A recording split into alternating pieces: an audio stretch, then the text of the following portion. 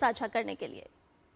और इसके साथ ही आइए अब चलते हैं उत्तर प्रदेश और आपको बात बताते हैं ऑपरेशन क्लीन स्वीप से जुड़ी हुई, जो खोड़ा को बनाएगा अपराध मुक्त। दोस्ती के नाम पर जिस असद की वजह से सूर्या के परिवार में अंधकार आया, उस असद पर पहले पुलिस की कार्रवाई हुई और अब प्रशासन ने मोर्चा संभाल लिया है। यानी जो पहले एनकाउंटर में हुआ ढेर, अब बुलडोजर कार्रवाई में उसका घर भी होगा ढेर। दरअसल आरोपी के मकान पर एसडीएम द्वारा जारी बेदखली का नोटिस चस्पा दिया गया है। प्रशासन ने क्षेत्र में मुनादी कराते हुए ये भी स्पष्ट कर दिया है कि यदि 15 दिनों के भीतर कथित अवैध कब्जा और निर्माण नहीं हटाया तो फिर नियम के तहत चलेगा बुलडोजर। अब ऐसे में क्या है उत्तर प्रदेश सरकार का संदेश, आइए जान लेते हैं। आपने भी गाजियाबाद में देखा होगा, दोस्ती की आड़ में छुरेबाजी स्वीकार्य नहीं और कतई स्वीकार्य नहीं होगा। अगर कोई अपनी नालायक औलाद को समझा नहीं पा रहा है तो समझो कि गलती कर रहा है।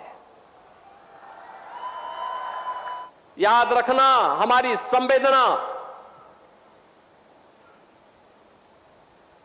सामान्य नागरिकों के प्रति है।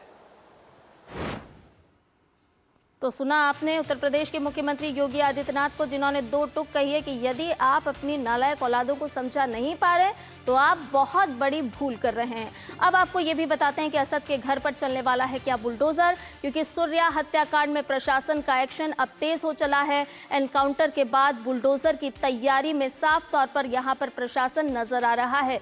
एसडीएम ने आरोपी के घर पर नोटिस भी चस्पा दिया है और सरकारी जमीन पर अतिक्रमण का आरोप यहां पर लगता हुआ नजर आया है और 15 दिनों की मोहलत दी गई है।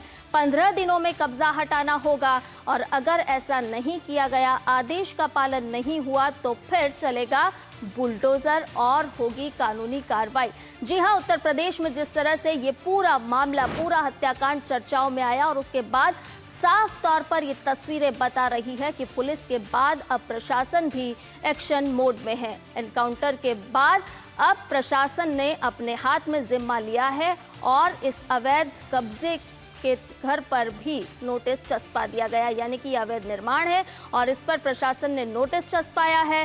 पुलिस कार्रवाई में असर ढेर हुआ था और उसके बाद अब 15 दिनों की मोहलत साफ तौर पर यहां पर दी गई है कि वो अपने इस अवैध कब्जे को हटा लें। अगर नहीं हटाया जाता है तो फिर चलेगा प्रशासन का बुलडोजर। तो बकरीद पर दोस्ती की कुर्बानी यहाँ पर साफ तौर पर देखने को मिली थी कि किस तरह से दोस्ती के नाम पर दोस्त को धोखा दिया गया था और ईद का वो दिन था जब सूर्या चौहान की हत्या कर दी गई थी। जी हाँ, धोखे से बुलाया था सूर्या को और उसको मौत के घाट उतारने का काम किया था असद ने। खोड़ा की नवनीत विहार कॉलोनी में ये वारदात हुई थी, जिसके फुटेज भी सामने आए थे। 11वीं के छात्र सूर्या की चाकू मारकर हत्या कर दी थी। उसको चाकू से गोद दिया गया था और कहा था कि क्या आपने कुर्बानी होते हुए देखा है? आप अंदाजा लगाइए कि दोस्ती को किस तरह से तार तार करते हुए ये वारदात नजर आई थी। और बकरीद पर दोस्ती की कुर्बानी इसीलिए चर्चाओं में रही कि आखिर ये कौन सी दोस्ती का धर्म था जिसे निभाया गया और सूर्या चौहान को धोखे से बुला करके उसको मौत के घाट उतार दिया गया। असद ने साफ तौर पर कहा था कि क्या बकरा हलाल होते हुए देखा है। हालांकि उस समय में सूर्या कुछ शायद समझ नहीं पाया होगा, उसे नहीं पता था कि उसे ही मौत के घाट उतारने की कोई साजिश पर्दे के पीछे से तैयार की जा रही है। अब ये जब पूरा हत्याकांड सामने आया उसके बाद उत्तर प्रदेश की सरकार साफ तौर पर नजर आ रही है कार्रवाई करते हुए।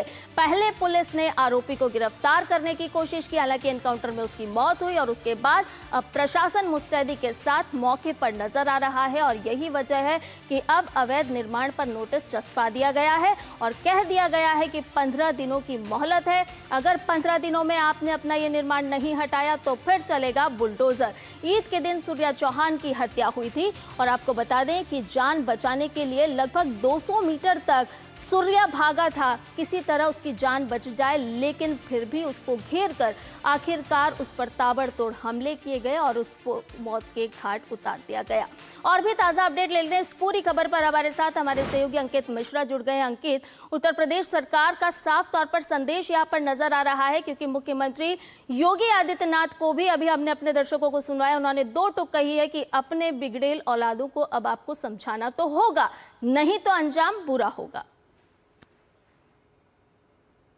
देखिए, साफ तौर पर संध्या, क्योंकि जिस तरह से ये पूरा वाकया हुआ वो वाकई दिल दहला देने वाला है। जिस तरह दोस्त की यूँ कहें कि दोस्ती में खंजर का इस्तेमाल किया गया, वो कहीं ना कहीं दर्दनाक है। और इन सब के बीच पूरे इलाके में तनाव अब भी बना हुआ है और इसीलिए लगातार पुलिस भी पूरे इलाके को घेर करके सीआरपीएफ की वहां पर जो टुकड़ियां हैं उनको भी तैनात किया गया है, जिससे इलाके में किसी भी तरह का तनाव, हिंदू मुस्लिम या सामुदायिक तनाव ना फैल सके। लेकिन जो लोग हैं वो लगातार मांग कर रहे थे कि बुलडोजर की कार्रवाई हो और इसीलिए कल मुनादी भी करवाई गई और बताया गया कि अगले 15 दिनों के भीतर जो अवैध निर्माण है उसमें से लोगों को वहां से हटा लिया, घर खाली कर दिया जाए और अवैध निर्माण को हटा लिया जाए, वरना एक्शन प्रशासन का देखने को मिलेगा। और पूरे इलाके में आप ये मानकर चलिए कि ऑपरेशन क्लीन स्वीप चलाया जा रहा है, जिसके जरिए पूरे इलाके पर ड्रोन के जरिए नजर रखी जा रही है, क्योंकि जो वहां की गलियां हैं वो बड़ी संकरी गलियां हैं, तो ऐसे भी किसी भी तरीके की अप्रिय घटना ना हो, इसी को ध्यान में रखते हुए प्रशासन अलर्ट है, लोगों को वहां पर खड़ा नहीं होने दे रहा है। ज्यादा लोग जो है जितना सुन रहे हैं वो और ज्यादा वहां पर पहुंच रहे हैं,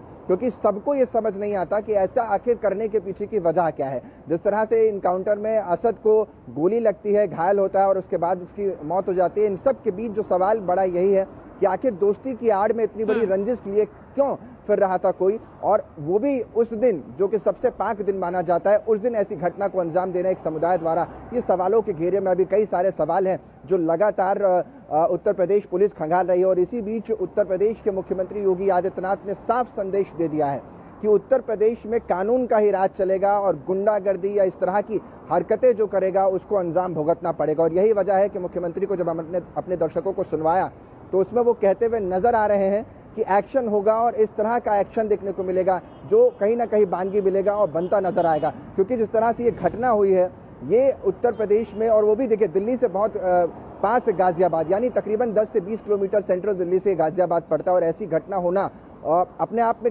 लोगों को चौंका देता है और कहीं ना कहीं विश्वास पर आघात अगर कहें तो ये गलत नहीं है संध्या, क्योंकि जिस तरह से इस पूरे वाकया को अंजाम दिया गया वो एक दिन की प्लानिंग नहीं, इसके पीछे कौन किंगपिन है, यानी कौन थे वो लोग जो लगातार साजिश रच रहे थे और साजिश के पीछे इस तरह से अपने ही दोस्त को मुर्गा, यूं कहें जिस तरह से उन्होंने कहा बकरा तुमने हलाल होते हुए देखा है, तो वो बकरा उसी को बनाने की कोशिश कर रहे थे। ये कहीं ना कहीं एक जांच का विषय हो। जिस तरह से असद भागने की भी कोशिश कर रहा था, प्लेसेस बदल रहा था, जब उसको गाजियाबाद पुलिस ने इंदिरापुरम से गिरफ्तार किया और उस समय वो जवाबी कार्रवाई करता है, जवाबी फायरिंग कर देता है, जिसके एवज में पुलिस भी जवाबी कार्रवाई करती है, फायरिंग करती है, जिसमें थाने का एक जो कांस्टेबल है वो भी कहीं ना कहीं घायल हुआ। लेकिन इन सब के बीच जो मांग है इलाके में वो लगातार यही बनी हुई है कि जिस तरह से उसने हमारे परिवार के साथ या हमारे अपनों के साथ किया है तो उन पर भी कार्रवाई सरकार को करनी होगी, बुलडोजर एक्शन होना होगा। और इसीलिए प्रशासन की तरफ से भी पूरी जांच पड़ताल की गई और ये पाया गया है कि अवैध निर्माण जो है